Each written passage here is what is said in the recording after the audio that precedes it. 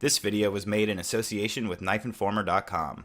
Head on over to Knife Informer for all of your blade-related needs, including reviews, comparisons, stats, and more. What is up, everybody, and welcome to another edition of Collection Commentary. In today's video, we're going to be taking a look at this awesome Gavko Custom Knife Factory collaboration spinner.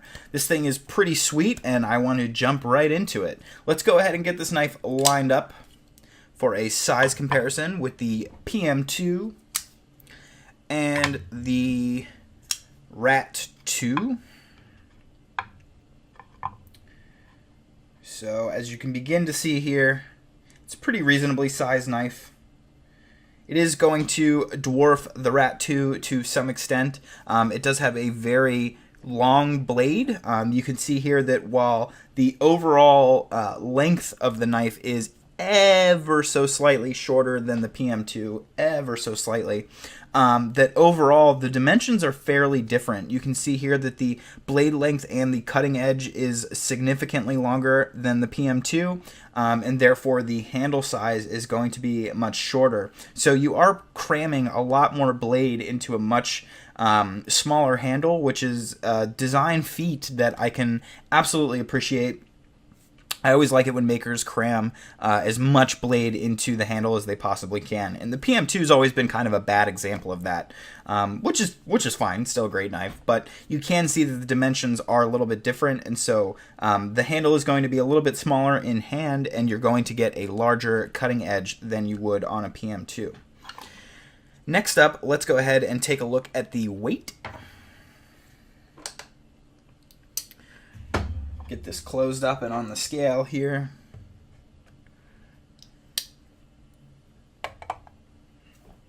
And she's going to come out to about 4.27 ounces. Perfectly reasonable for carry. I find that the sweet spot for a lot of people, especially on a knife this size, somewhere between 3.5 and 4.5 ounces. This definitely pushes the upper end of that, but it's still a completely reasonable weight for everyday carry. There is no internal milling, which is where a lot of... Oh, I lied. I guess I've just never been able to see that before. There is internal milling. But a reasonably thick and large backspacer, as well as limited milling on the lock side, is what's going to result in that heavier weight. You can see that the blade is fairly heavy as well, but the knife is very well balanced, which is something that that I really enjoy on folders. It really makes a difference when the knife is balanced. It always feels better in the hand. The knife always feels kind of lighter overall when the balance is good, and so that is something that I find to be excellent. So on this one, let's go ahead and jump into the features and flaws. The first thing to mention on this knife, anytime you're buying a knife from another country, especially a country that can be a little bit difficult to interact with, in this example, it is Russia. It was really nice that the guys from Custom Knife Factory sent a whole second set of hardware. So there's a second pivot, an entire second set of screws. There might be another steel lock bar insert in there. I need to go check the bag, actually. But you even get a second clip, which is really fantastic because, you know, if something happens to the knife, if you overbend your clip or you strip a screw when you're trying to disassemble the knife or cleaning it or something, you absolutely don't want to have to wait for, 3 or 4 weeks worth of shipping by the time you actually get in touch with the guys over at Custom Knife Factory. And of course, we can't expect Mike from Gavko to hold on to all of that stuff because he's really just not designed to service a larger production market. You know, he makes one-off customs, and he shouldn't have to be bothered with maintenance for a production knife that another company manufactured. So the fact that they went ahead and sent that along completely unprovoked with every single example of the knife is something that I really appreciate. Now, moving on to the knife itself, the spinner design kind of permeates Gavko's production lineup right now. It's the design that's through all of the Ferrum Forge collaborations that are going on right now that they're producing. For a while, Ferrum Forge did produce the Mako, which I have a video of on the channel, but basically I think everything for the last 3 to 6 months has been a spinner design if it has been a production collaboration through or with one of Gavko's designs. So I have to say that the spinner design is not my favorite personally. Obviously that's entirely personal preference. I just don't super love the way that it looks.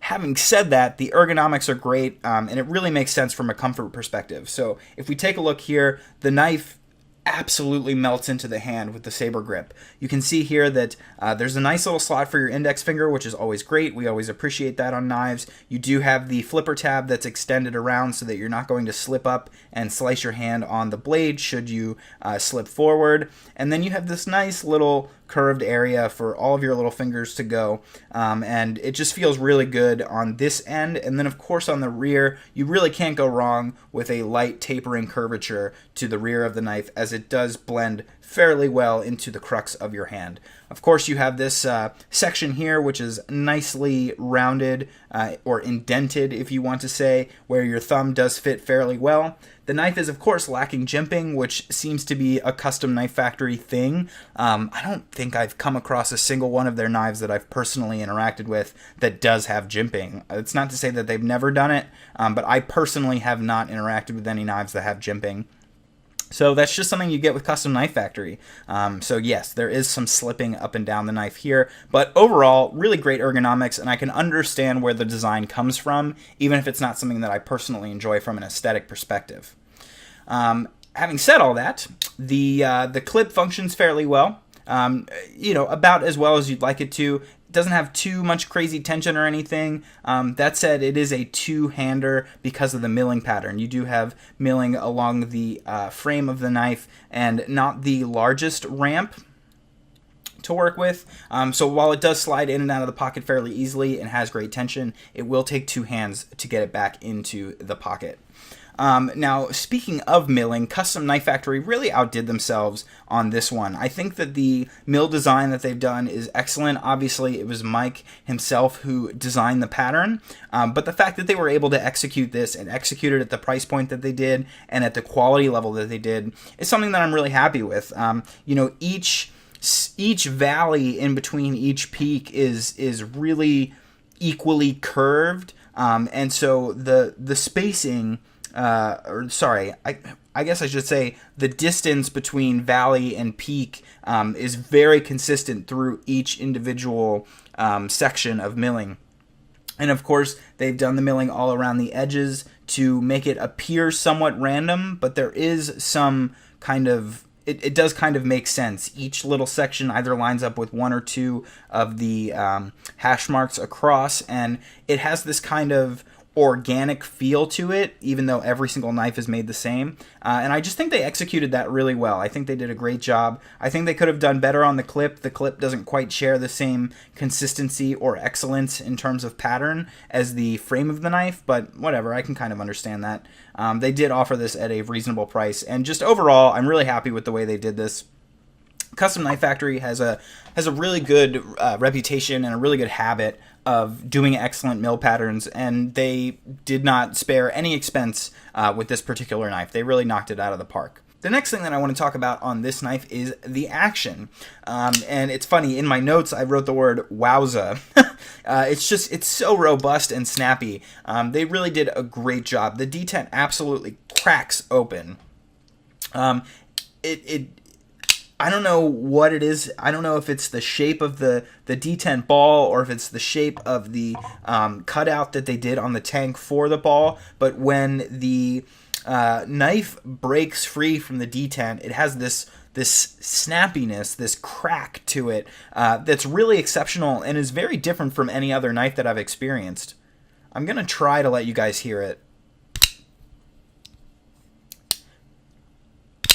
It's not the easiest thing to convey on video, as are a lot of things with knives, but it's just really got this solidity to it. It's kind of like if you've ever heard somebody walking with like boots or really stiff shoes on like a hardwood floor, that really like satisfying thunk is kind of what you get here with the deployment of this knife. It's super snappy, it's very instantaneous, and I think that they did an absolutely fantastic job. If you compare this to all of the other Custom Knife Factory knives that I've tried, this is absolutely the best deployment that I've seen offered on one of their knives, or that I have gotten to experience for myself. They really crushed it with the deployment on this knife. I mean, it is really great. Obviously, I just slipped a little bit and failed on deployment there, but it's really excellent. It really fires out, and it does so in just a really solid way. As far as dropping clothes, the knife is super smooth. It's definitely top end in terms of custom knife factory. I can feel a little bit of friction as the knife closes, which, again, it's a production knife. I'm not really upset by that, but it does drop shut very well out of the box. It's I've let it sit for a while. It's had some of the oil dry up a little bit. So you can see it does take a little bit of a light shake to get it to fall, but I do remember when I first took this out of the box, right from the factory, it was completely dropping shut. So they really did a great job. I haven't maintained this knife or used it in the same way that I do most other knives, mainly because of the blade shape, which we'll get to in a moment. But they absolutely crushed it in terms of the action on this knife. It's right up there with the Wii knives of the world and pretty much anything else that you're going to get at this price point. Speaking of price point, real quick, I didn't have this in my notes, but it is coming to mind as I begin to speak about it. The knife was originally released for like $450 or something like that, $425. I don't remember. It was more than $400, and that's what I paid for the knife. I actually pre-ordered this knife, or ordered this knife almost instantaneously, which I'll get to in the story time. But within about a week, I think it was 1 week, it might have been 2 weeks, so don't quote me on that, but definitely in under a 2-week time frame, they dropped the price of the knife to $369, which was a significant decrease. I think it was something like $80 cheaper, and that really pissed me off, frankly. I am super unappreciative of a manufacturer immediately devaluing their knives after almost preying on their customer base by releasing quote-unquote a limited run of knives. I'm given to understand that there's only ever going to be 300 of these made. They are doing them in separate production runs of 50 at a time. But yeah, you're only going to make 300, and you're going to release the knife with no warning. They did a great job of keeping the secret. I mean, maybe some people in the community knew about it, but certainly not the majority, and certainly not I. 2 weeks? Really? You're gonna eliminate the value of your knife within 2 weeks? I think it was part of a greater sale that they did, where they just reduce the price on all of their knives, but still, that really rubbed me the wrong way. Jumping back into my notes, I did want to talk about the blade. You can see here that the Tonto blade shape is extremely aggressive. It's pretty murdery. The black wash makes it look murdery. The shape looks murdery, which is fine. It's not something I'm opposed to, but I do know that some people are limited by the murdery look of their knives. And I'm not personally a fan of this black wash two-tone either. I do know that that's entirely personal preference. Please don't take that as a slight on the knife or the design. It's just something that I personally dislike. I would have liked the whole thing to be silver, but I do kind of understand maintaining the theme of the frame of having a little bit of silver, having a little bit of black. And I do know that on later versions of this knife, they did a better job with the black wash. You can kind of see there's a little bit of a lack of consistency. It's darker towards the top, and it kind of fades as it gets to the edge. There's especially this area here that's pretty faded, and it came from the factory like that. I have seen some later models. This is number 35. I saw some models in the 100 range, or the higher range, have more consistent black wash, like it was the same thickness and the same coloration all the way through. So that's definitely better. But I don't know. I personally think black wash is a little bit ugly when it's done to this capacity. Having said all that, the blade shape obviously makes for one hell of a piercer. It's got this pretty good swedge here, and it just really comes to a point. You can definitely see that. It's almost like an arrowhead. And so this thing's going to pierce through anything without any issue whatsoever. But it is not the best slicer. You do have a very shallow flat grind here. The blade stock's not too thick. Again, it's kind of on par with like the PM2, but the blade stock is fully thick all the way to the point where the black wash initiates. So you have this whole satin finish flat here, and the flat comes really far down the blade, halfway, almost more than halfway down the blade. And so what you're left with is this super thick flat grind that's just not going to make for the best slicer. Not to mention the fact that right behind the slicing path you have a giant hole that can get caught on things, and the fact that the Tonto blade shape really doesn't lend itself well to cutting things like food and stuff like that. that. So overall, this is one of the less useful blade shapes that I've seen in a while. And while I'm personally partial to Tontos, I don't like it when they're quite this aggressive, when they're quite this forward, as the whole thing that I like about a Tonto is that it's really great for things like opening packages and stuff because, for example, you can see that you get a pretty good point at right here. And so instead of going in deep with the tip, you're actually able to pierce with the Tonto point like this and then open a package as such. And with this, because it's so mild or aggressive, depending on how you want to see it, you don't get much of a point here. So it really doesn't serve too well to be puncturing things through that. And just overall, the length of the Tonto and everything, it just really doesn't lend itself well to EDC use. So this is going to be a little bit more of a nice addition to a collection as opposed to a single purchase, somebody's primary knife. I apologize if you can hear my dogs barking in the background. But yeah, that's pretty much going to do it for the features and flaws on this knife. It is an excellent action. It's going to make a great piece in anybody's collection, but it perhaps isn't the best single knife EDC if you can only have one knife in your collection. I will say that some of these have made their way to Matt over at Tie Spectrum. I do know that Mike himself is customizing a couple of them as well in terms of anodization, and man, this milling pattern looks so good when it's got some color coming through it. The fact that they stuck to all black on this one, I kind of understand that that's how they produce the knife, but if you're looking for a great platform for something that really pops with aftermarket anodization, if you have befriended somebody and you really want to try your hand at getting some color going, this is an excellent knife to play around with that and to really get some really spectacular visuals with the awesome milling pattern that they've done.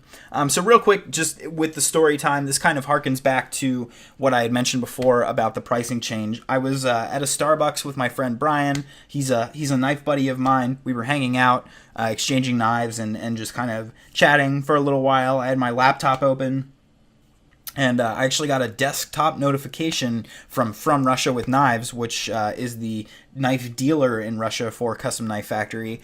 And it was like, hey, we have this knife. And I was like, whoa, a Gavko collab with Custom Knife Factory. Like, that totally caught me off guard. I had no idea that it was coming. And I saw that it was like $400-something, and I was like, well, I mean, come on, it's Custom Knife Factory, it's Gavko, it's one of my favorite production makers and one of my absolute top 2 favorite custom makers. You know, I gotta get in on this, and I wasn't sure what the production run was going to be at the time, so I ordered this knife within under 5 minutes of it being released on the website. And so I was really excited to be able to get my hands on one of the first ones. I was hoping to get a super low production number. I ended up with 35. I'm given to understand that Custom Knife Factory doesn't send them out in the order of placing your order. So I'm not like the 35th person to order one. I do know that the first 7 were kept at Custom Knife Factory or sent to Mike. So the numbers get thrown off for sure. But I was hoping that by ordering early, I would get an early production number, just because I like to. Just as a collector, it's something that I enjoy. I like having some of the first ones. It doesn't mean anything. It doesn't make the knife any more special or more valuable, but I just like seeing smaller numbers. It makes me feel cool. That's really all there is to it. So I did end up with number 35. It's a good number as far as I'm concerned. It was definitely something that I jumped on, but I really learned my lesson as far as that repricing was concerned, to not jump on knives with Custom Knife Factory. So hopefully you guys can learn from that lesson as well. Hopefully you enjoyed this video. If you would like to see any other videos of awesome knives, you can of course subscribe. I would really appreciate it. You can follow me on Instagram at tovarishworks to see awesome pictures of all these amazing knives, and of course if you'd like to send me a lovely loaner, I would appreciate it, and you can do so by emailing me at tovarishworks. Thanks so much for watching, guys, and I will see you next time.